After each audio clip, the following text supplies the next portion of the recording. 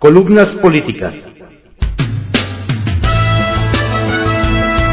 Continuamos con la audiosíntesis informativa de Adrián Ojeda Román, correspondiente al viernes 1 de septiembre de 2023. Demos lectura a algunas columnas políticas que se publican en periódicos de circulación nacional. En privado, por Joaquín López Dóriga, que se publica en el periódico Milenio.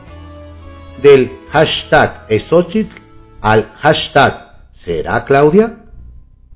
El comité organizador del Frente Amplio por México despejó la mitad de la incógnita de las elecciones presidenciales del año que vienen, al confirmar ayer que Xóchitl Gálvez será su candidata presidencial.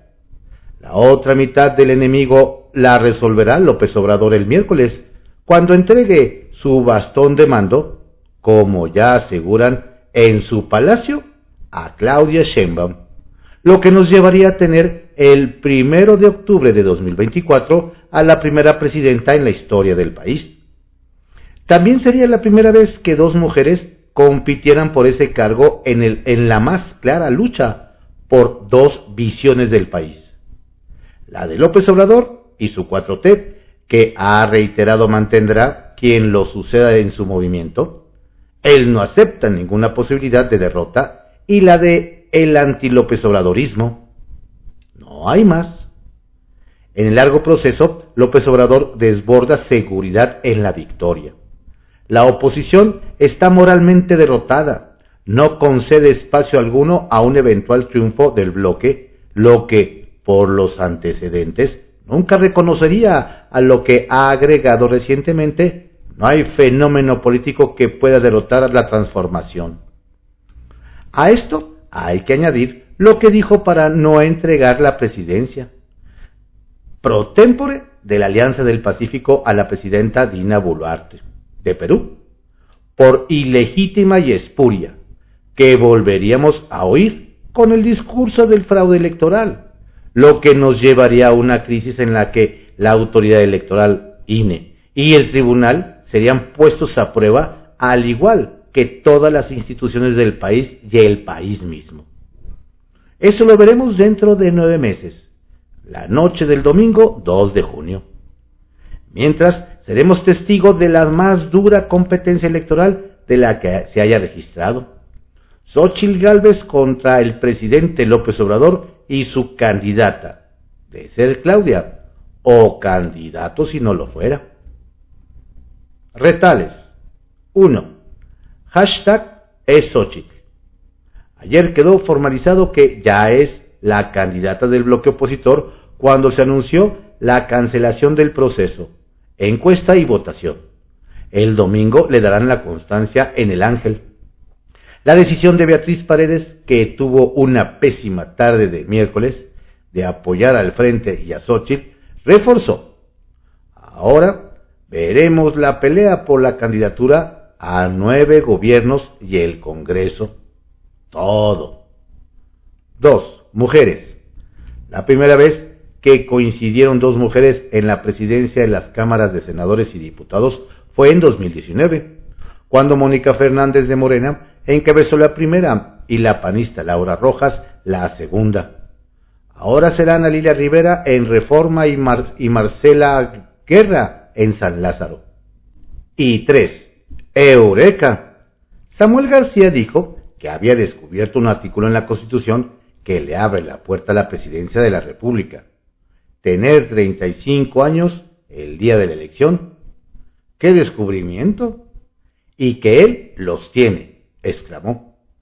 Lo que provoca López Obrador, quien ya lo destapó por Movimiento Ciudadano y se la creyó. Arsenal, por Francisco García, que se publica en el periódico Excelsior. La apuesta que ganó López Obrador. Hashtag Xochitl. Gané la apuesta, la gané, celebró muy orondo el presidente de la República en la mañanera. Ayer se hizo oficial que Xóchitl Gálvez será la candidata del Frente Amplio por México en las elecciones presidenciales de 2024.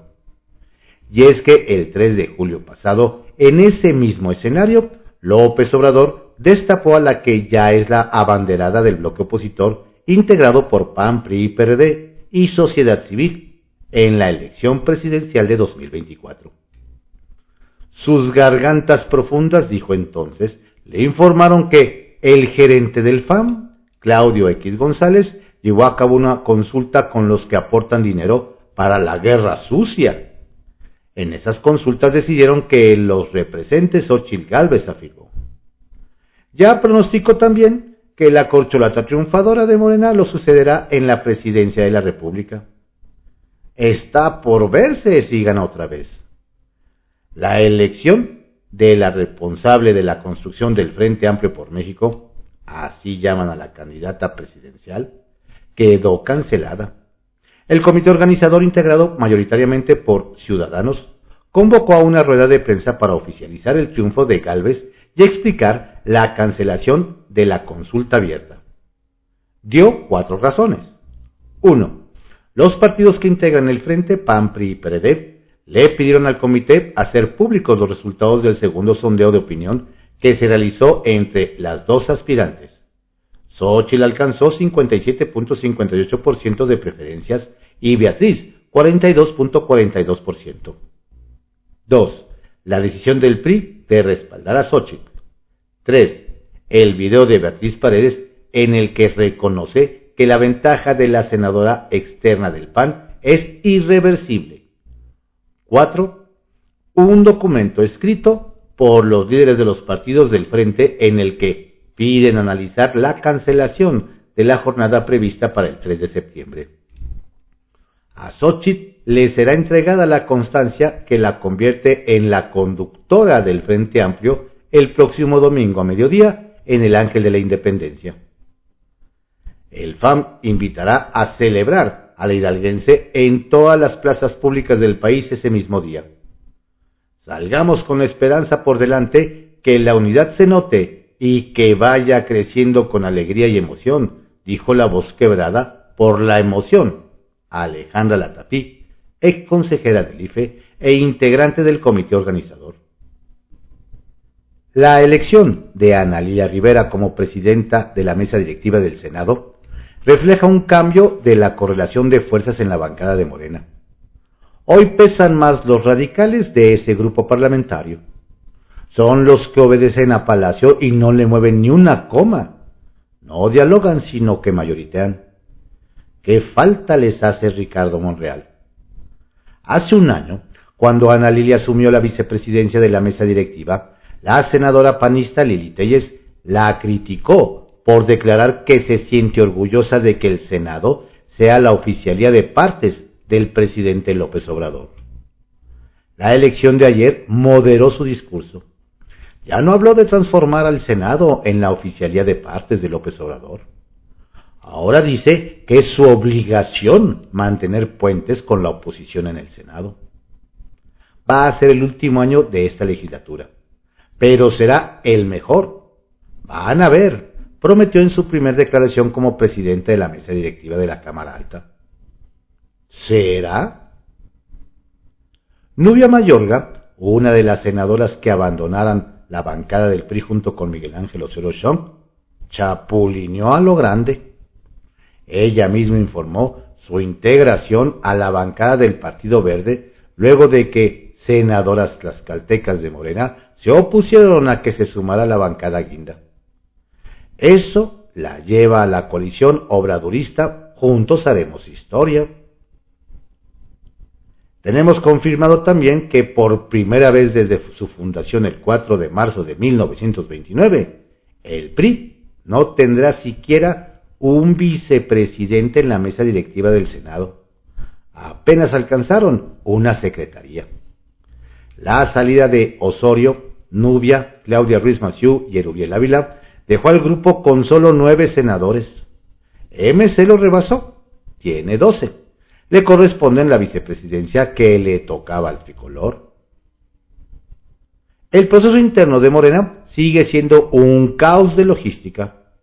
Solo 1 de 4 recorridos de encuestas programadas para el día de ayer se habían llevado a cabo. Pasadas las 6 de la tarde, aseguran en el equipo de Marcelo. Agregan, la constante en todos los estados es que quienes no llegan a los puntos acordados son los de la comisión de Morena.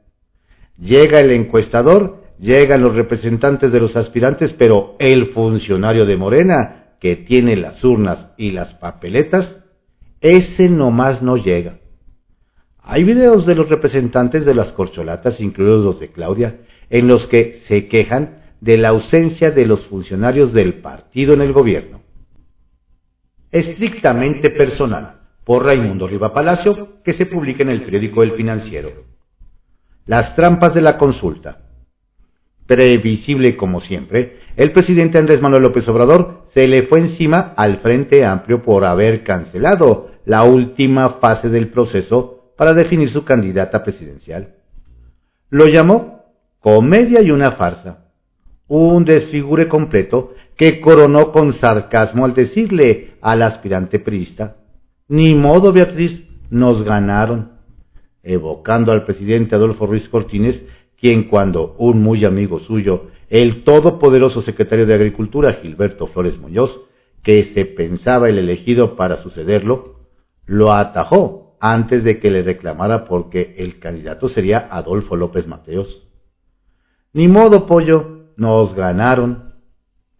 López Obrador es visto como el ganador en esta primera fase de la sucesión porque la forma como concluyó el proceso, el frente, le inyecta combustible a denostarlo. Pero en realidad perdió. No logró romper la cohesión del frente ni descarrilar a Xóchitl Gálvez, ni lograr que los priistas se pelearan con el PAN y el PRD. Mientras impulsaba a Beatriz Paredes y criticaba a su partido porque le había dado la espalda. Pero sobre todo fracasó la maquinaria de Morena, que estaba trabajando para intervenir en la consulta del frente, prevista para el domingo, que pretendía darle una fuerte votación a Paredes, para provocar una crisis en la oposición y deslegitimar a Gálvez, que en todas las encuestas públicas aventajaba a la priista.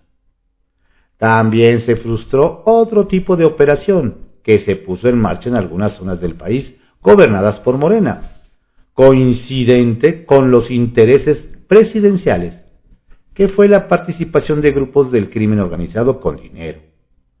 La intervención fue detectada la semana pasada y continuó en los primeros días de la semana. Lo primero que notaron en el frente fue que los operadores a cargo de la movilización en varias partes del país comenzaron a ver dinero más allá de los recursos de que disponían para los trabajos, de fuentes que no identificaron en un principio, pero que más se fueron focalizando en personas vinculadas con el crimen organizado. Las alertas llegaron a la mesa del frente y comenzaron a reconsiderar la consulta por la forma como se estaba contaminando, que en ese momento se sumaba a los temores de que Morena se entrometiera en el proceso. Desde finales de la semana pasada, los líderes del frente pensaron que era mejor no llegar a la consulta. El líder del PRI, Alejandro Moreno, platicó el viernes con Beatriz Paredes para explicarle lo que había descubierto y pedirle que declinara a favor de Gálvez. Paredes respondió que no la presionan y no repetir el caso de Santiago Krill, que el PAN lo forzó a declinar para cohesionar el apoyo azul en Gálvez, y le aseguró que reconocería los resultados de la encuesta. Moreno se lo comunicó a Marco Cortés y Jesús Zambrano, líderes del PAN y del PRD. Sin embargo, hubo señales que inquietaron a los priistas. La encuesta de tierra estaba programada para comenzar el viernes pasado, pero Paredes presentó una impugnación en el comité organizador para que iniciara hasta después del último foro, que se celebró en Mérida. En el foro, Paredes volvió a desconcertar a los líderes del frente cuando dijo que no declinaría porque si las mujeres repetían el modelo patriarcal de los arreglos y fingir que la sociedad civil participaba, estábamos jodidas. Paredes provocó una crisis la misma noche del foro porque Cortés y Zambrano le reclamaron a Moreno, que les aseguró que se bajaría de la contienda, y lo cuestionaron si iba a traicionar los acuerdos. Al día siguiente, Paredes y Moreno regresaron a la Ciudad de México en el mismo avión. Para entonces ya había mucha tensión entre los dirigentes del frente, que se agudizaron por la declaración de Paredes que Moreno le reclamó en el vuelo. Paredes justificó su frase por la emotividad del momento y que lo señaló como respuesta a las muchas afirmaciones de que declinaría. Paredes dijo a cercanos que había sentido demasiada tensión el fin de semana y que en la comida que tuvieron en Mérida el sábado notó mucha molestia contra ella, que fue creciendo. Moreno estaba muy molesto con Paredes porque consideraba que no había respetado lo platicado y se lo dijo. Las presiones para cancelar la consulta crecían, pero la ruta planeada para que ella se retirara de la contienda se mantenía para el martes. En ese contexto, Moreno declaró el lunes que el PRI iba a fijar su posición el miércoles, pensando los intereses del partido y no de una persona. La afirmación del líder priista fue disfrazada como una entrevista banquetera, que es como se llaman a los encuentros fortuitos con la prensa, donde se hacen preguntas y se obtienen respuestas, donde socializó lo que le había participado desde la semana anterior a Paredes. La incertidumbre provocada por las posiciones públicas de Paredes coincidió con el arranque de la encuesta de vivienda, donde detectaron otras estrategias de las que no eran responsables Gálvez ni Paredes. Los push polls. Estos push polls son encuestas tendenciosas telefónicas donde inducen a las personas a responder.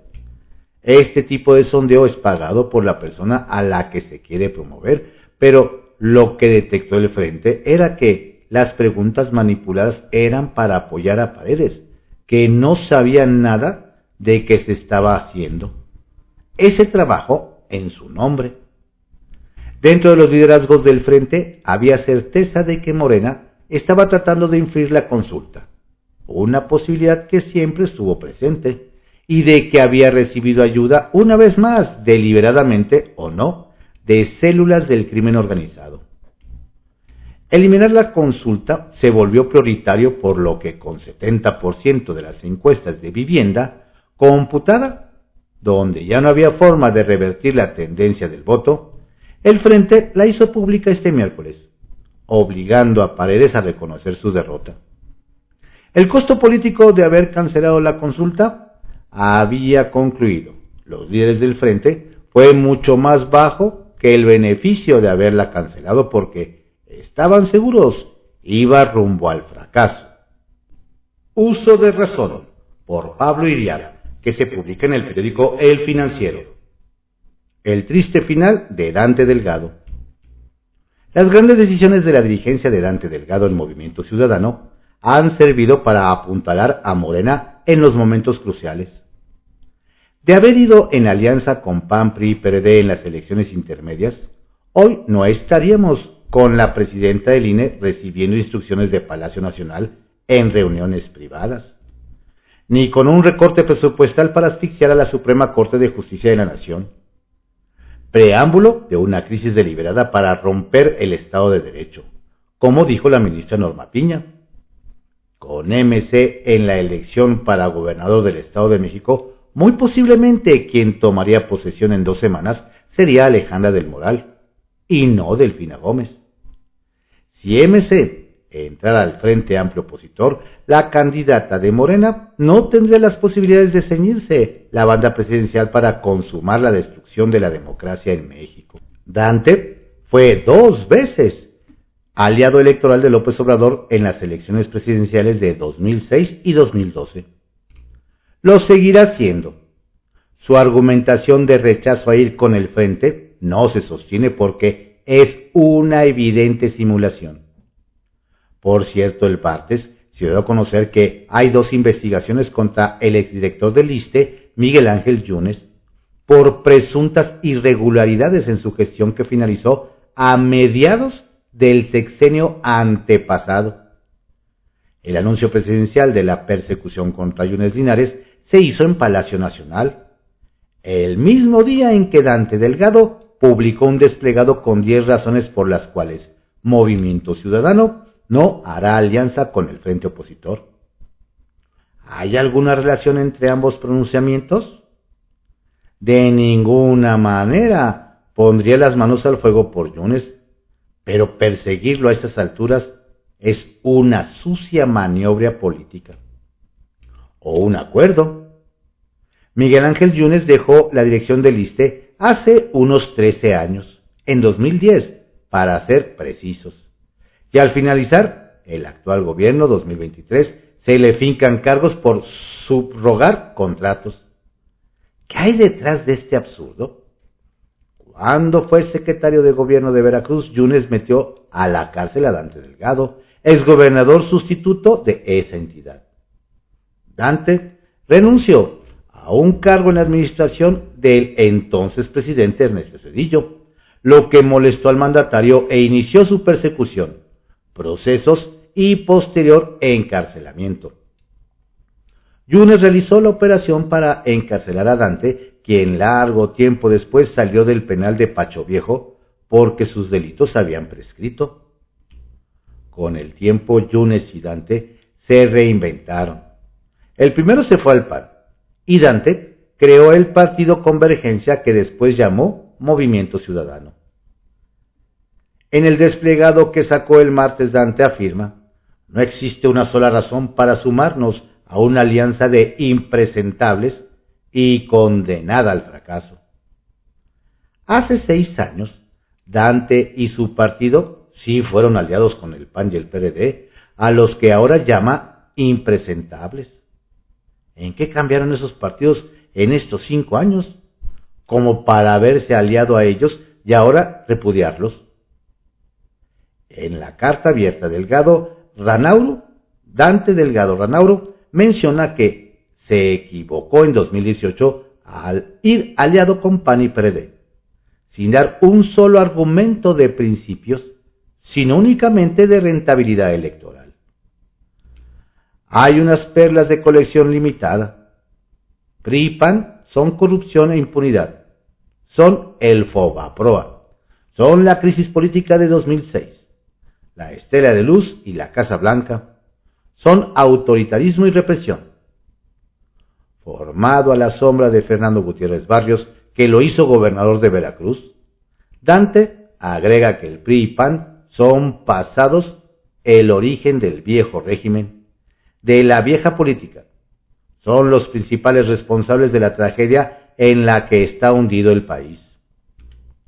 En el desfiguro de su debacle, exonera a AMLO de la criminalidad rampante, del desastre en salud pública, del dispendio de recursos en elefantes blancos, de los intentos reiterados por destruir el Estado de Derecho y libertades individuales.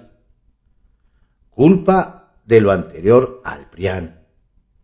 En MC hay militantes de prestigio que fueron funcionarios destacados en los gobiernos crecientes del PRI y del PAN. Salomón Chertorivsky, secretario de Salud con el presidente Felipe Calderón, y José Narro, secretario de Salud del presidente Peña Nieto. ¿Ellos son culpables de la tragedia nacional de la salud pública? Dante construyó un partido al que ahora quema en la hoguera de sus vanidades y rencores. Bien dicen que no importa tanto cómo haya sido tu vida, sino cómo la terminas. Dante no se retiró a tiempo. Capital Político, por Adrián Rueda, que se publica en el periódico Excelsior. MC se le atraganta a Dante. Tras la ruptura con el gobernador Enrique Alfaro, el líder de Movimiento Ciudadano Dante Delgado se le está atragantando el proceso interno rumbo a la candidatura presidencial de los Naranjas para el 2024. A finales de este mes, MC definirá a su abanderado para contender por la presidencia de la República, proceso en el que el veracruzano ya anunció que irán solos, es decir, sin alianza alguna. Justo esa decisión fue una de las causas de la ruptura con el gobernador jalisciense, que no estuvo de acuerdo en que los naranjas no presentaran candidatos ni al Estado de México ni a Coahuila en las elecciones pasadas y que para el año entrante quieran ir solos. Si Dante le está apostando a que Samuel García crezca y pueda ser su candidato, como el propio gobernador de Nuevo León ha manifestado, más vale que sus simpatizantes vayan poniendo los pies en la tierra. Si Samuel quiere ser primero, tiene que solicitar licencia al Congreso del Estado para separarse de su cargo. Y da la casualidad que ese órgano está dominado por el PRI y el PAN, que no son precisamente sus aliados y con los que anda de la greña. Y aquí hay dos sopas. La primera, que no le aprueban la licencia y se tenga que quedar a fuerzas. La segunda, que lo dejen ir y que sean los diputados quienes nombren a un gobernante sustituto, con lo que Dante perdería otro estado en el que gobiernan. Samuelito sería solo un cascarón que no le daría ni votos ni dinero, lo cual enfilaría a los naranjas a desaparecer del mapa a partir del próximo año, pues sería poco probable que incluso conservaran el registro. Por el lado de Luis Donaldo Colosio Riojas, todo mundo sabe que Dante no es precisamente de su agrado, incluso trata de evitarlo. El joven alcalde ya evaluó la posibilidad y no le va a entrar a la batalla presidencial. Prefiere ser senador y esperar a 2030 a ver qué le depara el destino. ¿Pero qué creen? Que no sería tan mal escenario para Delgado, quien más de una vez ha dicho que si el partido lo requiere, él estaría dispuesto a sacrificarse como candidato presidencial de MC, con todo lo que ello signifique. Nadie cree que los jóvenes se inclinarían por una opción tan cascareada, y menos que los viejos se la crean a un político que pasó por el PRI, donde fue gobernador de Veracruz y desde entonces ha vivido de la política engañando a los ciudadanos.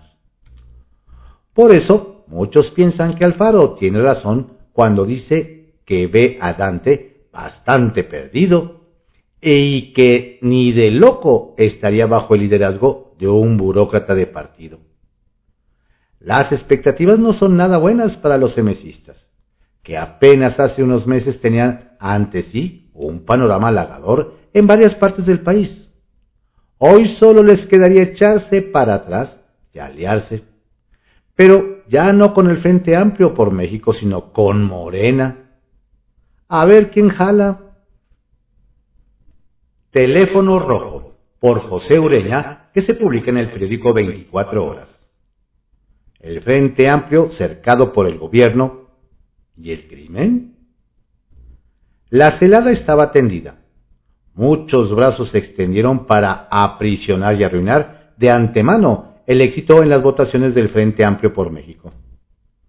Ayer le informamos sobre la falta de recursos y hoy le damos más riesgos, evitando con la operación de Alejandro Moreno Alito para dar su apoyo a la filopanista Xóchitl Gálvez sobre la priista Beatriz Paredes. La gran ventaja de la hidalguense bastaba para resolver la contienda mediante la declinación de la tlaxcalteca, pero hubo fenómenos colaterales. La logística de PAN, PRI y PRD eran muy limitadas para montar centros en los 300 distritos, 2 por cada uno, en lugares identificables y seguros. La gente lo sabe. Tanto en zonas urbanas como en poblados y rancherías se usan lugares comunitarios, centros cívicos, delegaciones municipales, escuelas. Ahí comenzó el problema. La SEP de Leticia Ramírez, por instrucciones propias o muy superiores, negó planteles escolares. Ni escuelas ni plazas. Ante tal situación, los miembros del frente buscaron alternativas. En cientos de lugares solo quedaba una alternativa: las plazas públicas. Pero aún en ellas le fueron negadas por autoridades municipales morenistas por no solicitarlas con suficiente anticipación. Y por si fuera poco, los reportes llegados al comité organizador y a las cúpulas partidistas, a Alejandro Moreno, Marco Cortés, Jesús Zambrano y de las agrupaciones ciudadanas involucradas hablaron de algo peor. Nuestros representantes han sido amenazados. ¿Por quiénes? En algunos lugares por caciques locales, aliados o dirigentes morenistas, por miembros de los ayuntamientos o bien por personas intimidantes. ¿Cómo lo hicieron? Amagaron con robar y quemar urnas, a amenazar votantes, generar balaceras y a aterrorizar a los asistentes, población civil de buena voluntad pero inerme. ¿Quién sabe cuánto habrá pesado este riesgo? Al final no fue necesario correrlo y se evitó mucho. Una logística insuficiente, un presupuesto no contemplado, una movilización improvisada y quién sabe si violencia y muerte. Lección al morenismo. 1. El oficialismo critica a la oposición, pero ha recibido una clase cívica. El FAM sorteó el encubrimiento de Xóchitl Gálvez sin sobresaltos ni divisiones, pero Morena no logra superar sus propias crisis de desorganización, mañas, encuestas sin representantes de las corcholatas, con inconsistencias. Avanza entre 1000 tumbos y severamente cuestionada por el excanciller Marcelo Ebrard. Ya veremos al final cuánto pesarán estos errores del dirigente Mario Delgado y de Alfonso Durazo, presidente del partido y del Consejo Nacional. Por ese desorden aumentan el plan B, ante el operativo para encumbrar a Claudia Sheinbaum y perjudicar a Ebrard. El jefe único puede optar por quien sube y sube en las preferencias, Adán Augusto López, el amigo de la infancia, confidente y máximo operador de López Obrador. Y 2. En ambas cámaras escandaliza la presencia de José Luis Moya, quien se promueve como zar de la transparencia y especialista en solicitudes de información y recursos de revisión. ¿Quién es él? Exfuncionario inhabilitado 2 veces por la Secretaría de la Contraloría de la Ciudad de México, 2001-2007, y fracasado aspirante al IFAI en 2014. Estas fueron algunas columnas políticas que se publican en periódicos de circulación nacional en la audiosíntesis informativa de Adrián Ojeda Román, correspondiente al inicio del mes patrio, viernes 1 de septiembre de 2023. Tenga usted un excelente día, un estupendo fin de semana y un extraordinario mes patrio. Saludos cordiales de su servidor Adrián Ojeda Castilla, quien lo invita a que también escuche la audiosíntesis en las plataformas de Spotify, Amazon Music, Player FM, iHeartRadio, Gaana y Deezer, entre otras. Excelente fin de semana.